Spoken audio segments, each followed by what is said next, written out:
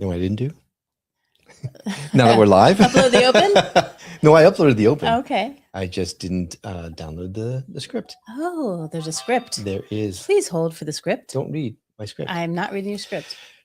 Karen. Yes. I need you to stay calm. Okay. Okay. Today's guest is not just a spiritual teacher. Mm-hmm. She's not just a healer. She's not just a filmmaker. Oh. She is an Arcturian Ambassador. And before you ask, yes, that's galactic, as in not from around here. Tonight, we're talking to Viviane Chauvet, someone who doesn't just talk about awakening, she activates it in real time. Wow. This is a live conversation. This could be our moment. This maybe. Folks, if you haven't noticed by now, this is a live conversation, which means anything can happen, including audience questions, spontaneous transmissions, possibly a few people questioning their entire understanding of reality, or even misplacing of my intro script. So if you've ever wondered whether humanity is actually in contact with higher intelligences, or if your DNA might be doing more than just what you've been told, or if I'm just tired lately is actually code for something is upgrading. Oh. You're going to want to stay with us because this is not a normal episode. This is the Skeptic Metaphysicians. My name is Will. And I'm Karen. And unlike Mulder and Scully, we both want to believe. So we've embarked on a journey of discovery. We've talked to people deeply entrenched in the spiritual and metaphysical world. We've thrown ourselves into weird and wonderful experiences. I even joined a coven of witches. And wait, you joined a coven? Yep, all in the interest of finding something. Anything. That will prove that there's something beyond this physical, three-dimensional world we all live in. This is the Skeptic Metaphysicians.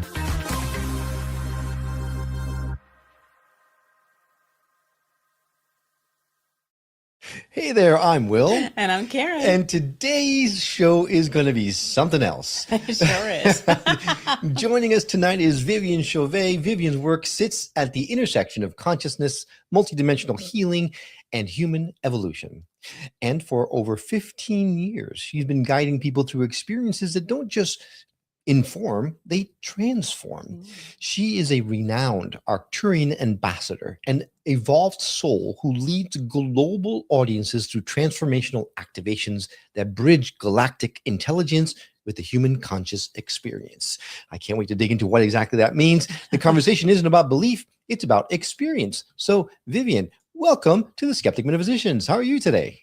I am fantastic. Thank you so much for having me today. I'm really excited to be with both of you and everyone who will be watching. So definitely, and Happy New Year. We're opening a brand new year right at the beginning of new energies. And all of that comes with it, because I know that there's a lot coming out. But Viviane, before anyone hears any other words or receives anything energetic tonight, what is actually different about your lived experience of reality today compared to before this path opened to you? And it's a great question. So just to clarify, the path have always been open to me. I've always understood right at the early stages of my Earth mission that I am this visitor. And I came back here with the purpose of rebridging your galactic cosmic roots. It is so natural, so innate, and yet so forgotten at the same time. And so it's always been a part of who I am. Everything I do, I see, I feel, I touch, I implement, I am influencing and have been influencing this planetary field and the global conscious human field, even as a child. And that understanding is simply deepening as I'm expanding, growing deeper, more integrated into my Arcturian form with this humanized form. So it's just been a journey for me of learning, observing, but also interacting, not only with people, but also with the ecosystem of this planet. I connect with many species here, whether it's I talk to animals, whether I talk to stone nations, or mountain range, or elementals, or the consciousness of Gaia herself. So everywhere I travel, I'm always in these deep, direct communication mode, because everywhere I travel, I am being recognized as this visitor in this hybrid humanized form known as who I am today, my personality, Viviane Chauvet, is a 3D aspect of my Earth journey. But I am this Arcturian soul being. I am this ET being at the soul level, and I chose to be here, and I can see how everything is shifting so incredibly, and also the challenges that comes with it. So this is why when these wonderful questions are being asked of me, I say, well, it's the other way around. For me, it's the reverse. Is I am waiting for the human consciousness to expand so we can have these deeper conversations. Oh, Wow. you know that you just came on and just blah, like you said a lot in that one answer. So Yeah. let's take it a step backward and reset for a second so that I can wrap my head around everything. You are literally, what you're saying is you're literally an Arcturian. You're an extraterrestrial intelligence incarnated into human form. You are an ascended Arcturian being in a holographic human form, is the way that I've heard you explain it. And right? and I know, like, a lot of people have heard Arcturian before, but they don't really know what exactly that means. Like, where are you from? Yes, both. So let's incorporate both aspects of what you said, Will, with what you mentioned, Karen. I think it's going to be very complete. And so for me, I'm going to attempt to make it as mainstream as possible. For me, this is very basic. So I am attempting to readjust. So you are correct, Will, is I am an Arcturian being. I come from the Arcturian civilization. And who we are, just to bring that in, is that we are known as one of the most ancient and already ascended intergalactic civilization. Think of us as a civilization. I like to use that word, rather than, it could be star nations, group consciousness, rather than ET. So we are, because we're existing outside of your Earth-based reality. So from that standpoint, we are an extraterrestrial. We are beyond this realm. We just simply come from a higher dimensional realm that we call Arcturus. And from an astronomy perspective, Arcturus is I think it's the fourth or the sixth brightest stars that is visible from this planet, from the solar system. Within the Bhutas constellation, and the constellation is about 36 to 40,000 light years from here, which is for us a blink of an eye, because we have the technology to travel in great distances. So just to get some reference through astronomy, through who we are as a very ancient interstellar civilizations, we're talking about millions of years old. This is how ancient we are.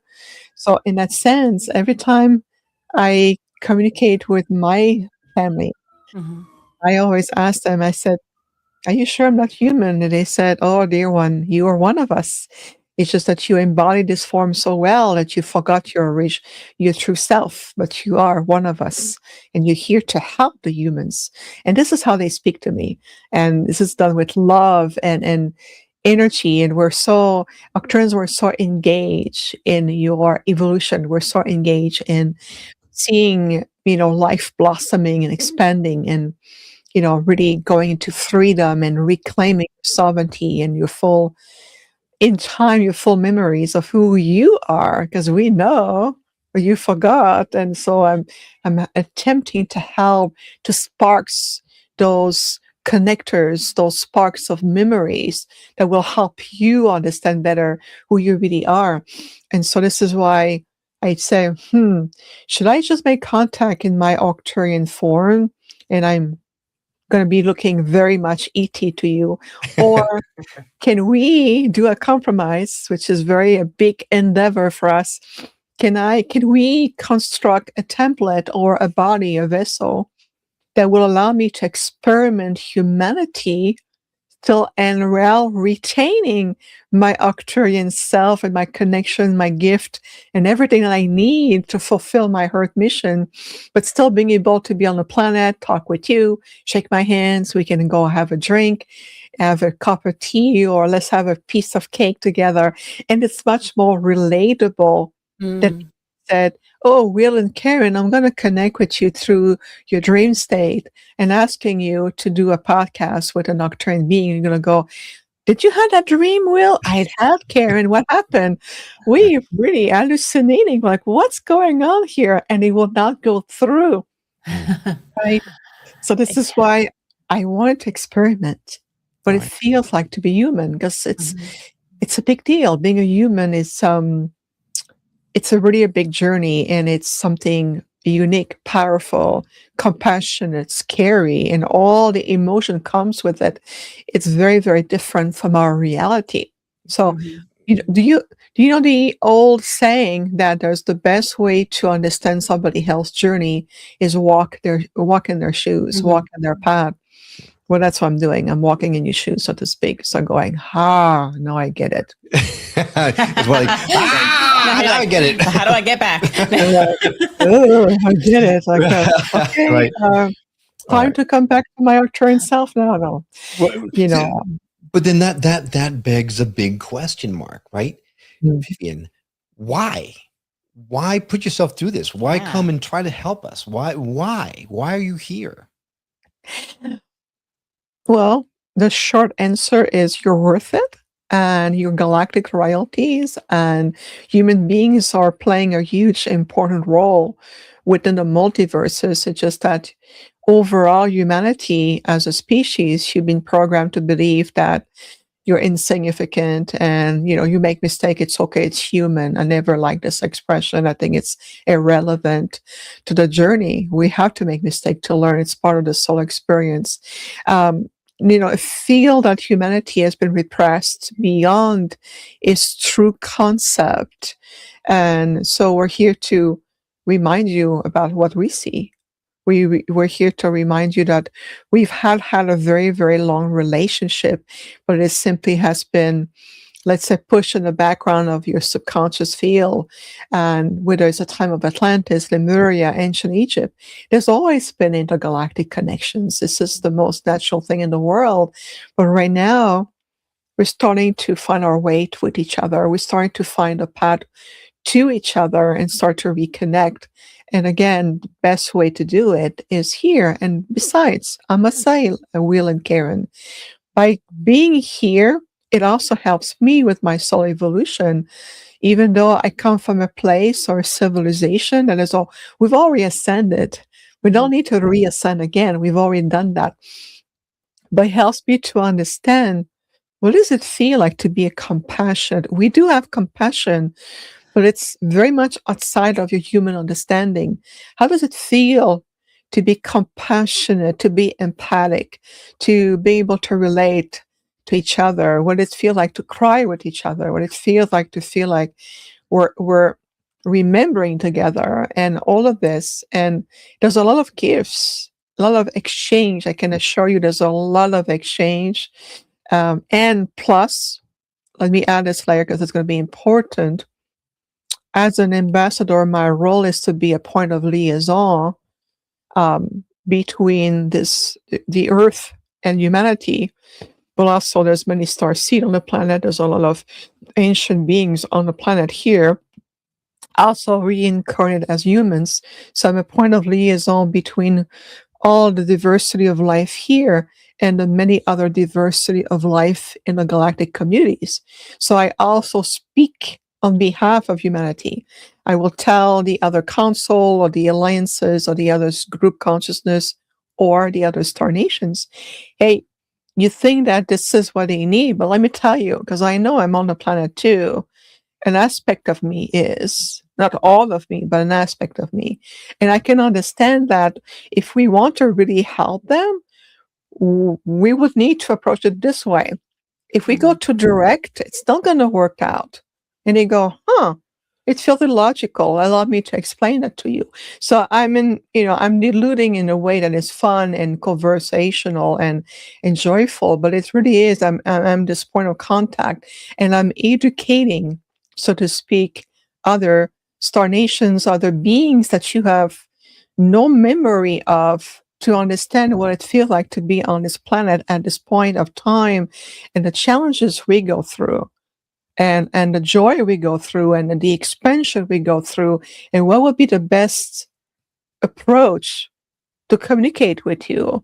And so there's a lot of functionality in terms of the why I am here. If that makes sense. Sure. Yeah, just listening to what you're saying, you touched. I have so many questions, and I don't even know where to start. Well, we've only got a But couple of minutes I left. know. So Ah. there's one that I thought, and it's like you pulled it out of my head and sort of, touched on it a little bit, because you think about beings from other dimensions, other planets, and you think about the science and the tech, but you don't really think about the emotions. And you talk about coming here and that will help also your soul evolution. What are the differences that you've noticed between the way we experience emotions here and the way you experience emotions? Like, I just imagine it's just love. I know a boat like that. A Oh, love geez. boat. I was about to It has begun. burst into song here. But No, but I want to know, like, what kind of emotions? Like, is what we have here like a tenth of how you feel, or I don't even know how to properly ask the question, but I think you know what I'm getting at.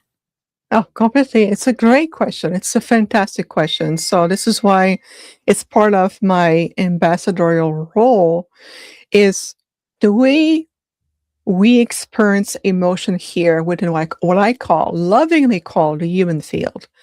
It's human emotions, it's human emotion to feel joy, fear, to feel, sad, or to feel elated, or to feel love, to feel compassionate when we see an animal in help, or a child, or we want to help an elderly person, all these emotions. The thing about human beings is that the capacity for such a large diversity of emotions, it makes you actually your greatest strength, but it's also your greatest challenge. Because how do you reconcile, right? We understand that. oh yeah. Okay. So how do you reconcile? How do you step into the mastery of harvesting the best of your emotion with your higher mental faculties and being able to become so prophetic, co-conscious, co-creator? And that's part of the learning here. But if you talk about the same concept outside of humanity to a group of beings, let's say it comes from beyond Andromeda, for example, or come from Alpha Centauri, or come from, another places in the multiverse, or even in different interdimensional space, that concept of human emotion doesn't exist. They can't relate to that. It is impossible to humanize everybody in the universe, because every species is unique in their evolution. So us, the Arcturians that I represent, we are known for our capacity to be great diplomats and ambassador, and we oftentimes will create links, or we be point of liaison with other species. So we understand the human emotions according to the way you experience it, and being able to explain that to another being that has no frame of reference for what an emotion is. It's like telling you, if I tell you how we live as an Arcturian, you will go like, wait a second. How can we relate to that? Because you will attempt to think as a human and put your perspective within your frame of reality. And of course, So now I'm we have super to find- curious about how you like. Of course. But you see what I mean in terms Yeah. of answering your question, Karen. So this is why that by experiencing emotion firsthand, you're going to say, okay, let me allow you to explain to another species that they may have a sense of empathic energy, but a whole different spectrum. Wow. And how can we create a bridge of more universal communication so we can understand each other? All right. Yeah. So everyone in this space talks about the 5D. Is that where you're from? Is you in the 5D, or you're well beyond the 5D? Great question too. We're beyond the fifth dimensional frequency. So all these are frequency shift, and each shift of frequency will allow you to expand and evolve through that dimensional frequency. So Arcturians, we choose to utilize the fifth dimensional frequency as a platform of communication. But we're higher dimensional being. We can essentially we prefer to maintain our vibrational core more between, I would say, 7 and 8 dimension. That's Wow. more of a natural state for us. But we have the ability to adjust our frequency to match with you, but without being too lower. We can't go too low. That's we all. You're so eloquent. I know. I'm super. But all I Thank can you. think of is there was a book called Flatland. I think it was. I read a long time ago, and it was the two-dimensional world. Finally, someone escaping from two-dimensional into the 3D. So I can't even fathom. I can't wrap my head around seventh and eighth dimensional beings. I mean, the differences between first, second, and third dimension are so vast.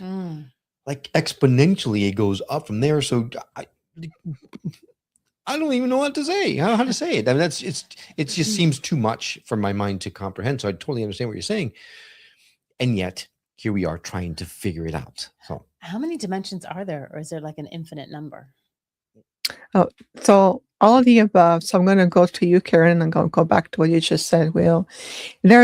In reality, there's infinite dimension. For a point of reference here, we talk about shifting from third dimensional to fifth, because the fourth dimension is just the astral plane. It's a transitional point. You don't linger on the fourth. It's a transitional point. Oh, okay. And the fifth dimension is what we talk about a lot right now, because human beings, you are, as a species, individually and collectively, and within the planet, in the midst of a great changes. And so when you mention, Will, about your mind is unable to wrap itself around it, you're correct, because this is beyond your third dimensional personality mind. It's no longer about the egoic mind. We're talking to your entire being. It's about opening the field to your higher mental ability to understand all of it. Everything that we just talked about, it's 100% understood by the higher part of you, with the 3D human part going, whoa. How can we even phantom that? If that makes sense, just from perspective. Makes perfect sense, yeah. Well, as I mentioned, we do have, we're going out live, and we do have Deborah Lamb seems to know you from your meditations, and she says that you lead the most awesome meditations, and wanted to thank you. So I wanted to put that up there, so that you have many people that are really appreciating what you're trying to do here. So not only us on the show, but humanity as a whole, I can't help but say thank you for what you're doing. I don't know why you're doing it, but for the love of God, thank you for doing it, because we need a lot of help. And it sounds exhausting. How many of you are here? I mean, is it like a few or like millions? Well, it's a great question. Yeah, it's a beautiful question. I want to say thank you to Deborah first for your wonderful comment, and thank you for really following our guided meditations. They're completely free, and every month we always offer a new one to really help and support. They're beautiful tools. So I'm grateful for Deborah and others who are, participating to our live meditation and watching the replays. Of course, they're free. How many of us they are? Well, there are many starseed representing a great and many intergalactic civilizations. And there are Syrians, there are Pleiadians, there are Andromedans, Venusian. I mean, there are so many ancient souls coming who have returned to different times as humans, and they come through the burning canal, and they go born as humans, but at the soul level, they're representing the frequency of their, galactic star families. And so there are many on the planet in that sense. From an Arcturian civilization perspective, we are rather rare birds, because the thing about, we talked about dimensions earlier, right? And Arcturians is that we vibrate very, very fast, and our frequency is super high. So even for the soul, or an aspect of the soul, to come back to the planet and re-enter the third, even the fourth dimension and going to the birthing canal and all of this, it's extremely traumatic Mm. for us. It's And it's very for us too. difficult. Oh, I know, believe me. And so there are a few Arcturian real star seed on the planet physically, but we're not that many. You will find more Syrians are more adapted to life here on the planet, even though they have their own challenges. But Syrians are overall more adapted. Pleiadian, you will find those from Orion. You will find, different places where some are more adapted to life here, and others it's very foreign, and they have a hard time adjusting to the body or linear time. Like, wow, what is that? And different form of living here. So what we do from an Arcturian perspective is we have more a multi to the point of contact, where we work with different people or light worker, spiritual teachers, channeler throughout the world, and we bring an aspect, a fragment of our teaching, knowledge, guidance that will pertain to the soul blueprint of that person. So we prefer to work that way. It's more direct than sending our people in physical incarnation, because it's quite challenging to be here, as we know. Right. But at the same time, Gaia, this beautiful blue pearl, as we call the planet, is quite exquisite, in terms of nature and energy and diversity of life here. It's just incredible. Yeah.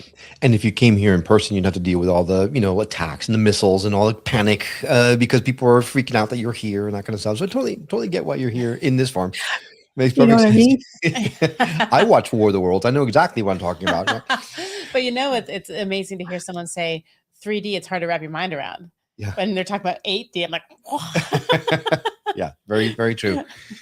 So many questions. You are here to help us to awaken. For those the people that listen to the show are very open-minded, but some of them can be a little cautious about how they take in some of this information. So before anyone gets too far down the path, in your estimation, what do Arcturians feel is spiritual awakening? What are we trying to achieve? Oh, that's a good question. Thank you. Every once in a while, have one. Every once in a while. Yeah. I think that once in a while is more often than it seems. Well, observation here. From a practical perspective, I would say the first thing, part of the first steps, is helping you to release yourself from the control of your 3D logic mind. I know that the logic mind, think of it this way. The logic mind is like a manufacturer-based GPS or navigational system that came with your device. But over time, if you look at a cell phone, for example, there will be so many different versions of that same GPS that will have updates on you, maps, street, housing, development, and that will help you to get to where you need to be without misguiding you, because it doesn't have the point of reference in this database. So the 3D logic mind is very something similar. It comes with the body. It comes with a survival mode of the body. And it doesn't mean that it knows everything, and is very greatly influenced by your subconscious mind. That's where all the trauma, the belief system, the mindset, and everything else that you've learned at that level is stored. So the 3D logic mind, or the ego mind that we call the 3D personality mind, will dictate to you, oh, this is far out of my reach. This woman thinks she's an ET. I don't think I am, for one thing. That's just to clarify that. And number two, whether your 3D mind tells you that it's real or not, it changes nothing to my reality. Mm-hmm. So this is why that's in practical ways we start to listening more to your heart's intelligence, which is relate to more your soul intelligence. You're the infinite being of you. You come with so much knowledge already encoded in you, available to you. So imagining, again, I'm going to go back to the base-like version of a GPS or a navigational system. Will you navigate through life through a basic or you want the latest upgrade app that will get you the faster and the easiest way to where you need to be. And so that's the comparison here I'm using from a practical perspective, if that makes sense. It does. I'm smiling as I'm listening to you because something just hit me. We are sitting here with an ascended being who has incarnated back on this planet, which means that you have all of the answers that we have been looking for 5 years and then some. I've got questions. Oh, so because is that fair to assume that, I mean, you are in the 7th, 8th, 9th dimension, so you have gone through this process, so you can guide us in this way because you have a lot of information that we in the 3D don't, right? We've forgotten all this stuff. You remembered a lot of this stuff. Is that fair to say? I do have a good question. I do have access to knowledge that is necessary at this stage. So think of it this way. I am still in my Arcturian form, and only aspect of me is here. There's only an aspect of me. I sent out a fragment, like you did. There's only a fragment of you in this body. And you play your role really well. You play the role as Will, play the role as Karen, play the role as Deborah. And we play these roles. But you have to think about that. What is absolutely not difference between you and I is that we both and all of us send only a little fragment of ourselves. You know, it's like a pebble. A fragment of you is in this body, playing this personality and all the belief system and everything. You too have access to a lot more answers, but not the answers from your 3D mind, from answers from your soul Akashic record, from your soul experiences. How many incarnations have you really have? You have no idea right now, but your soul remembers. So there's the same principle with me in the sense that I do have access to all the sum and the knowledge of the Arcturian archives, and my soul experiences were very ancient soul, and all of it. What we mean is that we're utilizing discernment of how much information / knowledge can be brought forward at what time, because there's a very much synchronicity of when we bring in. It's not about the knowledge itself, it's the frequencies and the ripple effect that the knowledge will have. So we are very cautious, very mindful of how much do we bring at one time, with whom and where, because our role is to never interfere in your natural organic evolution. We're here to helping you to guide in our directions along the way with teachings, guidance, directions, and really like master guides will do. But we also want to give you the opportunity to feel and experiment what your soul has come to do. So this is what it's a great balance right there. Right. There you go. Yeah. That makes a lot of sense to me. Yeah. So I just had this question that I've never had pop into my head, so I have to ask it. Okay. Oh boy. So we do hear that about there are some people, some humans, as far as what we've heard, what we think that Beings, have right? some like humans. Okay, like us. Yeah, like us, that have actually ascended and made it past this 3D. So here's my question: are there any humans that go to other planets to do what you're doing here? But they go there. Ooh, good question. Yeah. Yes, exactly. Absolutely. There are other human beings on other planet and other places. They are, think about it this way, is your soul may have experienced life on many other planets. You may have been a Syrian. You may have come from the angelic realm. You may have experienced also incarnation on other star system, galaxies, different places, and you may have had a series of incarnation here on this planet, right in the solar system, right here on the planet. All of these are facets of your soul. When your soul, not the human personality, but when your soul is complete with a certain life cycles or incarnation cycles, and the lessons I've learned, the karmic lessons have already been cleared, the wisdom is earned, you're ready to evolve to new octave, and of course your soul will be allowed to move on. There's no need to come back as a human beings, 25,000 times. Some soul would do that. Have you seen that? Some soul will remain as a Syrian for maybe several thousands of years. But at some point, the soul will evolve beyond a need to incarnate into a specific civilization, and you move on. So someone somewhere else could be having this kind of conversation, but saying, "I'm actually an Earthling, and I'm here to help." I'm hoping we'd say Terran instead of Well, Earthling. I was just using like the regular layman's jargon. Right. And so But- that, you know, that soul that's been incarnated 25,000 times, that would explain why I'm so tired all the time. Okay, so I have another question. Okay, what's the question? Yeah. So There you you mentioned go, it- see? so I had the two. I'm like, You're I on a can't, roll. I can't I love forget it. these two questions. Okay.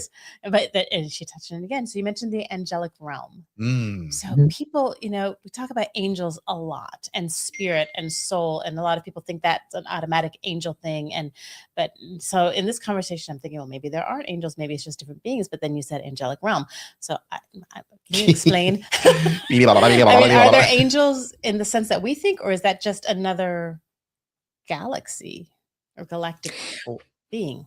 Or a dimension. It's a great it's a great question. I'm glad, and I felt the guidance to introduce the angelic realm. It's a realm. It's no longer a physical location like a planet or a star system. This is a realm. So, you know, here on the planet, angels are a big part of people's life. Yeah. And they're beautiful beings. I've seen them myself. They don't exactly look like the way they've been depicted, Mm. but angel, think of it this way: angelic beings are part of creation. They're part of everything. They're just another, not just, I apologize to the angelic being. They are a beautiful and important part of creation, an expression of creation. They simply are beyond personality, beyond physical incarnation, beyond identity, beyond being on a planet, or beyond representing a civilization. They play their role as a guides, for example, whether it's to a planet, a new civilization, or in the midst of a huge transformation, individual souls, group family of souls. They have many, many roles. So let me share with you a first-hand experience I have had recently with an angelic being. Can I share that with you? Please, yeah, Yes. absolutely. Oh yeah, and it's so as an Arcturian being in this hybrid human form on the planet, I attract the light and the dark. And there's dark beings, there are beings who are neutral, there's beings who are full of light, and they're all attracted to me. Why? That's because Arcturians were, again, great master teachers, were great diplomats, were great healers, and we attract a lot of beings. We help a lot of beings. And so right before the new year, because we are now in 2026, I had a conscious out-of-body experience that you would call a lucid dream. I don't know if you're familiar with the term lucid dreaming. Sure, yeah, Okay. absolutely. Okay, we can relate to that.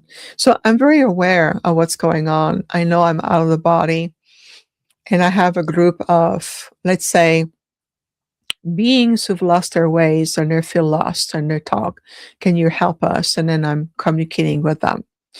At the same time as I'm communicating with this group of beings, I also saw on my peripheral this beautiful, magnificent, milky, like milk, white light, the brightest light you can even imagine. You would think it would blind you, but it never, never blinds you. That's an energy.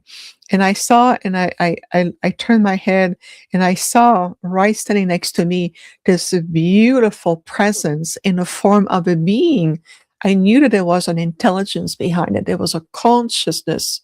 And the being says, "I'm an angel," or "I'm an angelic being, and I come to support you in your negotiations with this group of being that you talk about, these entities. And I'm here to supporting you." And this angelic being said to me telepathically, "If you want me to take on a human form, I can." When I said it's unnecessary. So what it is that I understand that this angel, who doesn't look like a human, have no halo, no wings, no beautiful female or masculine feature, because they know that this angelic being understand and I know what they are. They don't need to take on this human form to make me feel more comfortable or at ease, because they know they're talking to my Arcturian self. So this beautiful presence of the light stay with me. And then the negotiation finished, and the angel or this presence expand the light, and I was returned to my body very safely. And I thank the angel for coming to helping me in my service in helping this group of entities so they can move on in the light and hopefully find our way back to Creator. And I was able to come back to my body safely and being able to, thank the angel, send my gratitude with love, and I fall asleep and I disconnected. The point I'm making is that I had a full-blown conscious connection with an angel, but let's say that the same situation happens to somebody else, that being of light that comes from the angelic realm may have taken on the form of, let's say, a beautiful woman with angel wings or a beautiful man with angel wings and a halo to make them feel more comfortable. But they don't need to do that because they are pure light. And they are very intelligent, very loving, and they have no opposition, no karma. They have none of that because they represent a higher spectrum of creation. And I'm always privileged when they come to me like this. Wow. I listen to a lot of podcasts, and there are podcasts out there that go on for 3 hours, 4 hours, 6 hours sometimes. And I've always said, God, how could you possibly talk to someone for that long period of time? This is one of those times where I totally understand how something can go for this long, because I could talk to you forever. But we have a lot of ground to cover. So I think we're probably going to have to bring you back on a lot, because there's a lot of questions that we have to have. I'm super curious. You have a lot of conviction. You know who you are and what you are, and you know why you're here. And I applaud that tremendously. But was there ever a time when you said to yourself, am I going nuts? Like, is this really what's happening, or am I going crazy? Did you ever find you feel you need to walk away from this life that you've chosen, or no? It's always been pure light for you? To a certain degree, and I'll give you an example to this to illustrate my answer. This is a great question. It's very personal, very profound, and very, we're going into a more emotional state, and I love that. There are some times where I ask my Arcturian team, as I call them, my team. I said, I really don't think the human beings will ever be ready for me, and I'm questioning. I think you're right. Well, at least we're here. We're conversing. It's a great step, right here. But I know there's a lot of people on the planet who are now ready, and I see that every day. But you have to think about even 10 years ago, 12 years ago, even 15 years ago, when I first started to get more public. You have to think about from a public perspective. I used a timestamp of 15 years ago, but I've been on my mission ever since I've been on the planet. So there's many, many more years. It's more like 35 years plus. But before I was introduced from the public perspective, there are times where I was constantly under attack, because they are dark beings on the planet too. And there's nothing to be afraid. There's nothing to fear. It's just a neutral recognition. They are light beings and they are dark beings on this planet. And it comes to the point where the level of interference that I had to overcome was off the chart. I could even write a book about it. Maybe one day I will. The level of interference, the level of obstacle, the level of, that's in addition to, get acquainted and with people, and then trying to make a breakthrough, and then pushing through, and still living a life where I spent 20 years working in corporate offices. Can you see me sitting on an office computer, getting phone calls? Thank you for calling customer service today. How can I help you? Sorry, no. I did it. Ah, There was purposes behind it, but I have to go and living this, what you will call a more 3D normal life, and I went through that, and I would sit down in my office with, my colleagues for X amount of companies, and I don't want mentioning because this is pointless. Mhm. And some were very drawn to me, and others, they couldn't stand be around me, and they couldn't understand logically why. That's because of my frequencies. I don't Mm. have to talk to emanate who I am. I can just be sitting in a public place, and I will change the very nature of the fabric of the reality around me. So coming back to your statement, Will, is there are times where I question, should I stay on the planet or just return in my Arcturian self and come back to my delegation and continue my mission that way? Not only for me to help my health, to my well-being, helping you to be able to make it more easier. And also I was questioning the impact I had on the planet.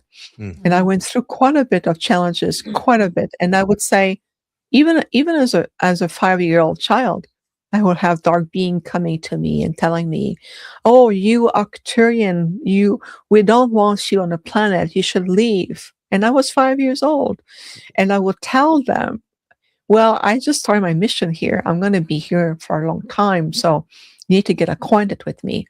And they would do what they did. And again, I could write a book about it. But the point I'm making is that, yes, I have re-questioned, are we approaching this the right way?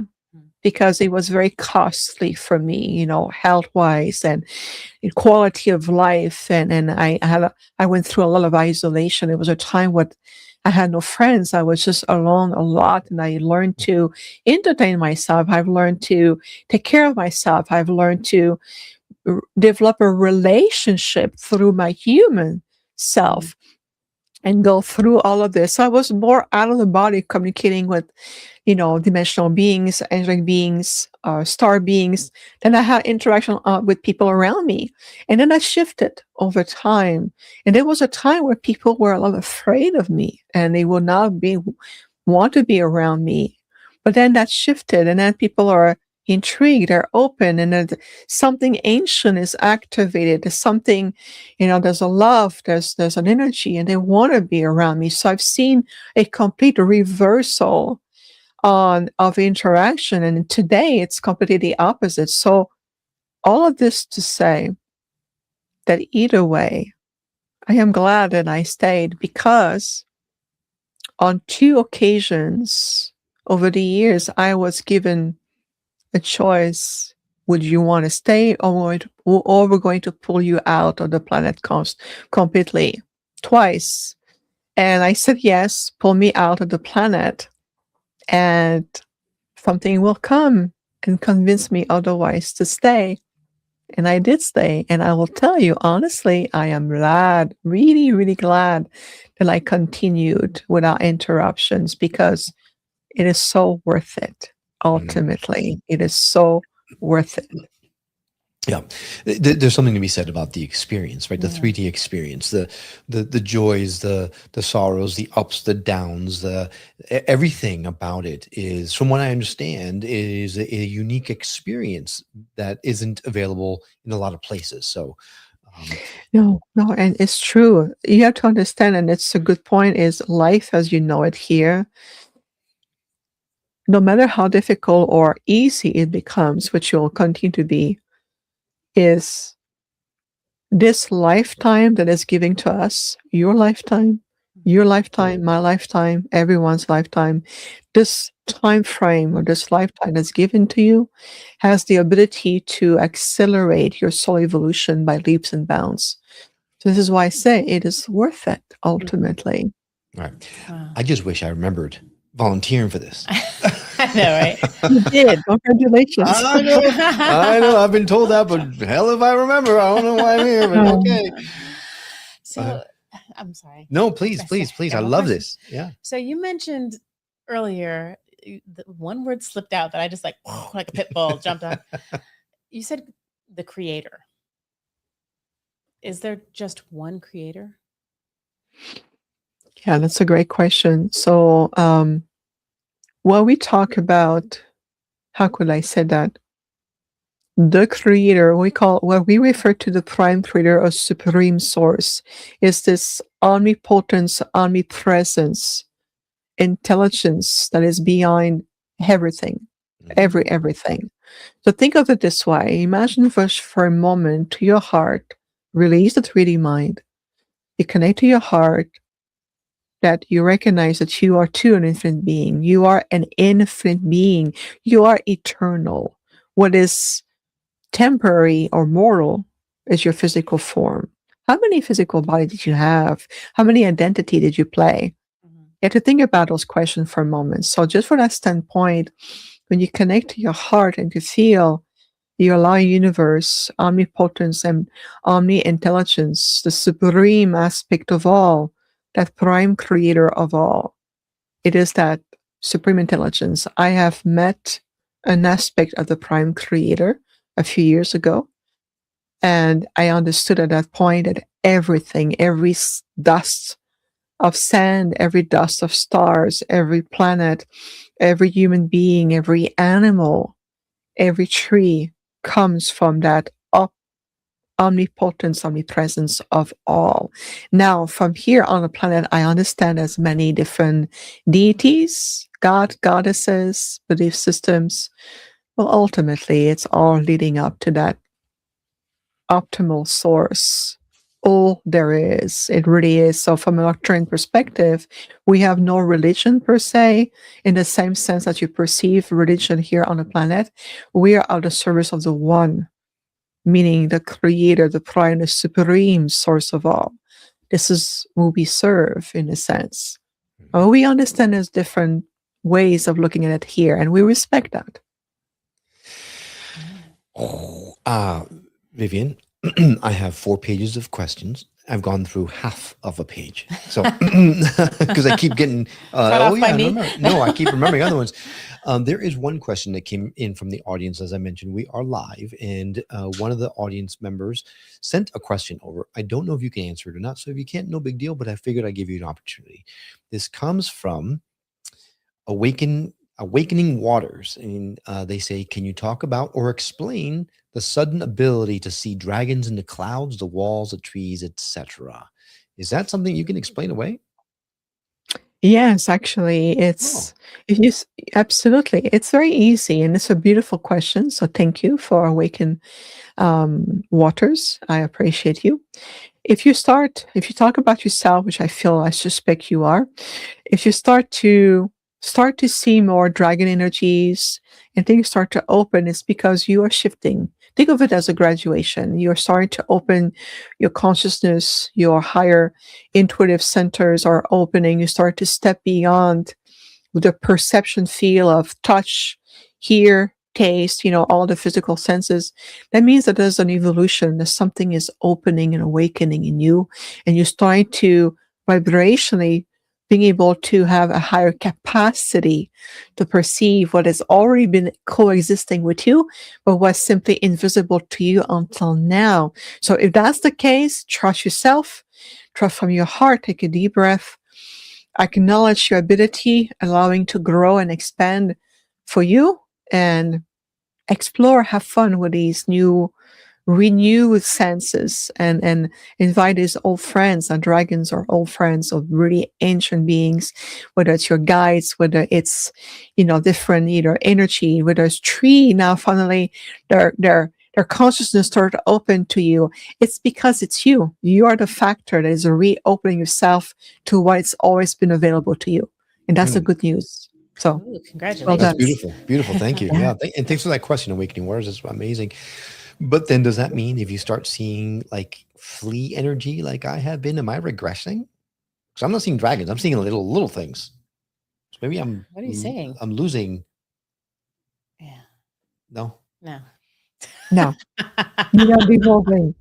There's no de-evolution here. Remember, everything is energy. Everything is an opportunity. And actually, in the animal kingdom, even a fly can mean something. So there may be something there.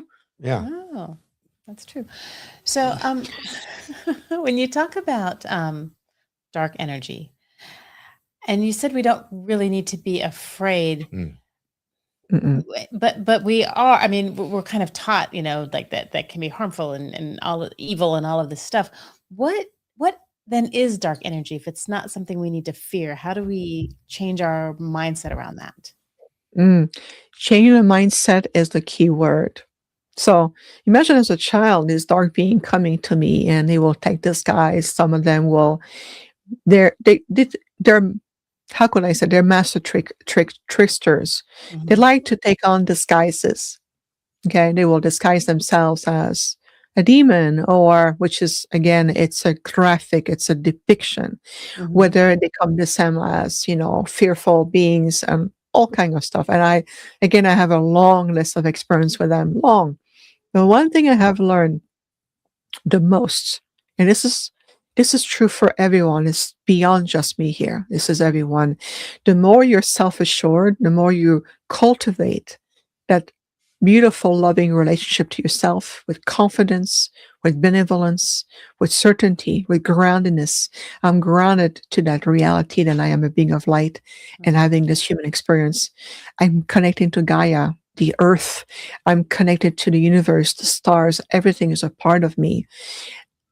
These beings who are oftentimes are more self-serving, and they are afraid of losing their, how could I say that? They are oftentimes fearful of you more than we can fear them. But they're louder. They seem to be more in control. They seem to have more resources. They seem, and that's the key word.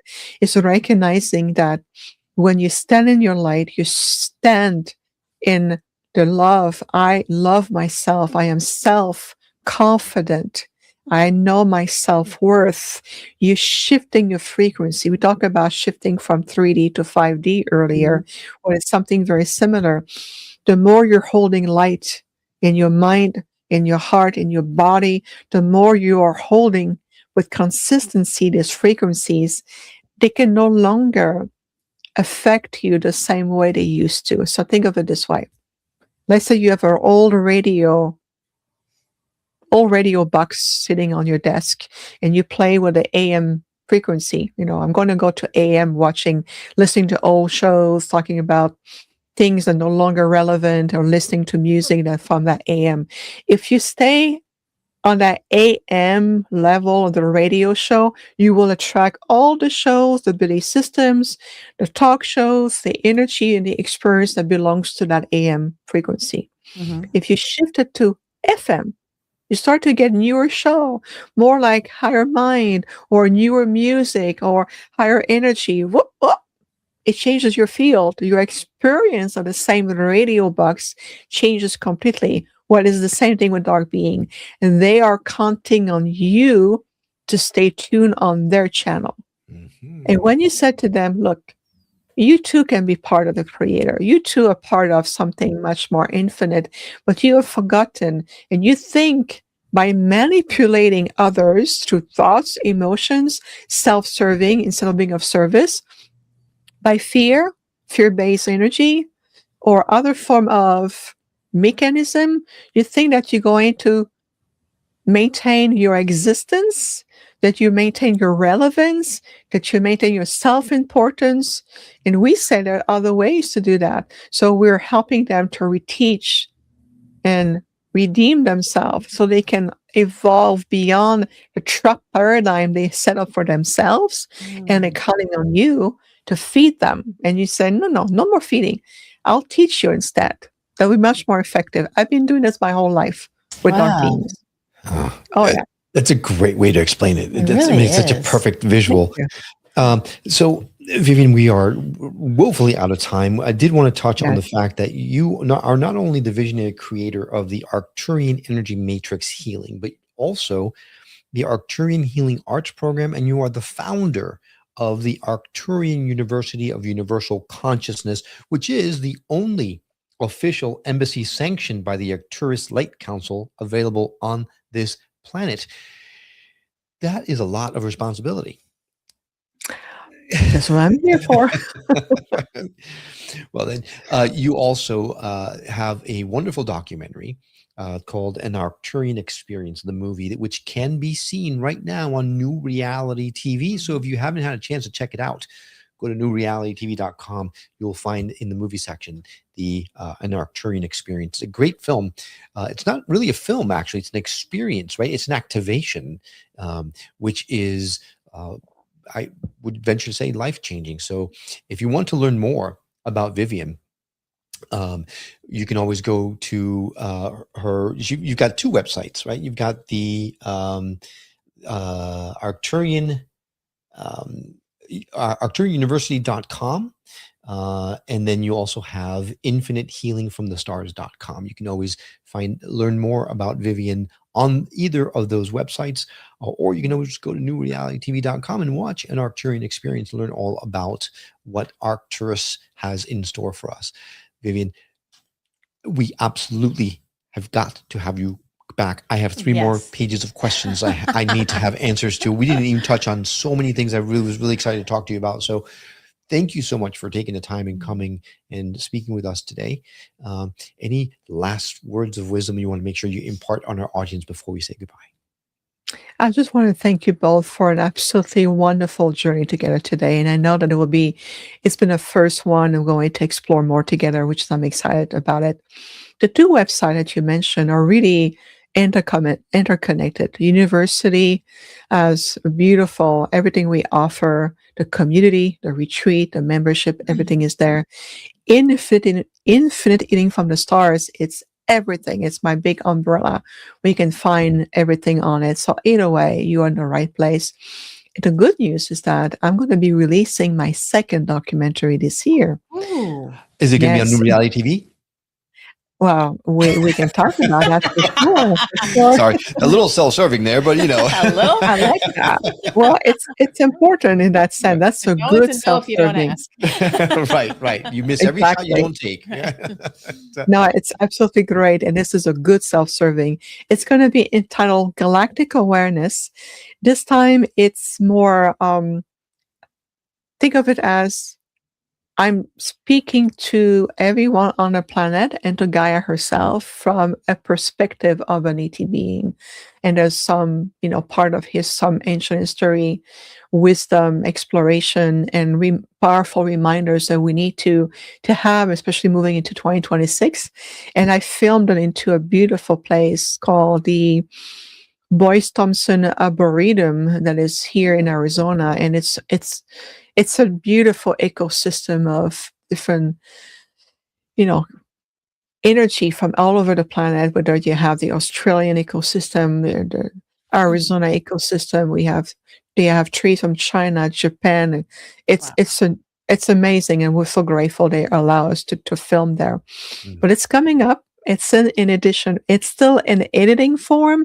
I just spoke with my editors today, and most likely, I would say, potentially maybe from April or May, it's coming up, but it's coming, and we'll have it. I am looking forward to seeing that. Yeah. Holy smokes. So much more to talk about. Viviane, thank you so much. I know you have monthly events that you offer for those that go to your websites. I know that you have annual retreats that you offer to people. You have a really strong, loving community that we invite those that are watching or listening to explore and perhaps become a part of.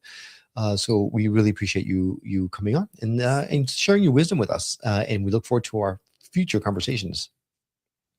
Thank you so much. So looking forward to it. There's so much. But the thing, take a deep breath. Remember, every day your breath guides you back to where you need to be right here, right now. And that's important. Follow the breath, reset, and then move forward. So come back to your breath all the time. That's great advice. Thank you. And if this is your first time watching or listening to the Skeptic Metaphysicians, you can find us on all the podcasting platforms. All you need to do is look for the Skeptic Metaphysicians. You can't miss us. Of course, subscribe, like, share the video, because we are all about trying to share these messages with the world. So thank you for listening. Thank you for watching. Viviane, thank you for coming. And we look forward to our future conversations. Until then, take really good care. My name is Will. And I'm Karen. And unlike Mulder and Scully, both want to believe. so we've embarked on a journey of discovery. We've talked to people deeply entrenched in the spiritual and metaphysical world. We've thrown ourselves into weird and wonderful experiences. I even joined a coven of witches. And wait, you joined a coven? Yep, all in the interest of finding something Anything. that will prove that there's something beyond this physical, three-dimensional world we all live in. This is the Skeptic Metaphysicians.